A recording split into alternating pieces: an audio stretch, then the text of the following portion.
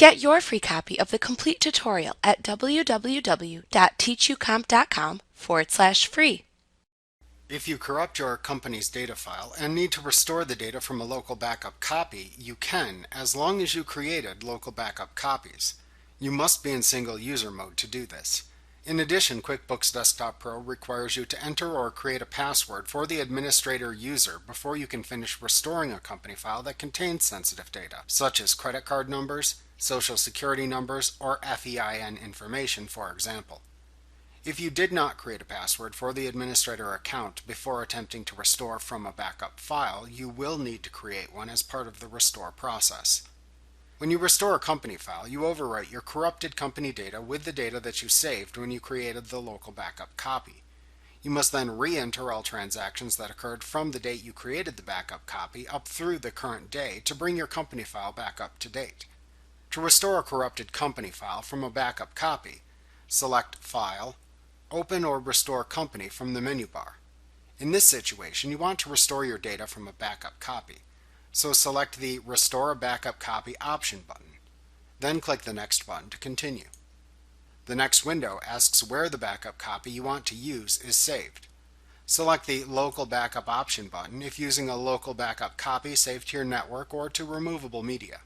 If you saved the backup copy online using that feature, then select the Online Backup option button instead. For this example, we will select the Local Backup option. After making your choice, click the Next button to continue.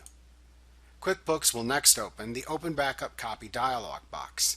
Use this dialog box to navigate to and then select the local backup copy to use for the restore process. After selecting the file to use, click the Open button in the Open Backup Copy dialog box to return to the Open or Restore Company window. The Open or Restore Company window will then display the Where do you want to restore the file screen. Note that you can also reach this same screen in an alternate manner than the one described this far by simply choosing File, Backup Company, Restore Previous Local Backup from the menu bar, and then selecting the name of the desired local backup file to use from the side menu of choices that appears. Using this method also allows you to choose a local backup copy for the restore procedure from the menu bar and then jump immediately to this screen within the Open or Restore Company window. After reading the information within this screen, click the Next button to continue.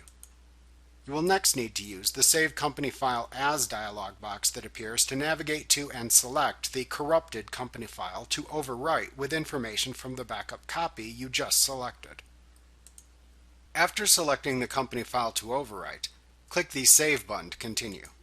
If you are overwriting a corrupted company file, QuickBooks may ask you if you wish to overwrite the file. You can click Yes in the message box that appears to overwrite the selected file. Next, QuickBooks cautions you to be absolutely sure that you want to do this by making you type the word Yes into the text box within the Delete Entire File window, since you will likely be deleting the most current copy of your company file. You can type the word Yes into the box and then click OK to begin overwriting the corrupted company file with the data from your selected backup file. You must then enter the password for the administrator account into the password field in the QuickBooks Login dialog box that appears, and click the OK button to finish restoring the company file.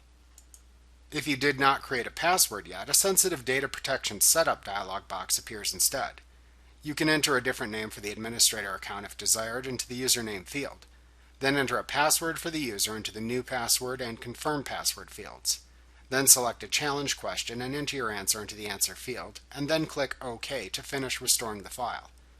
Be sure to write down and safely secure the administrator username and password if you created one.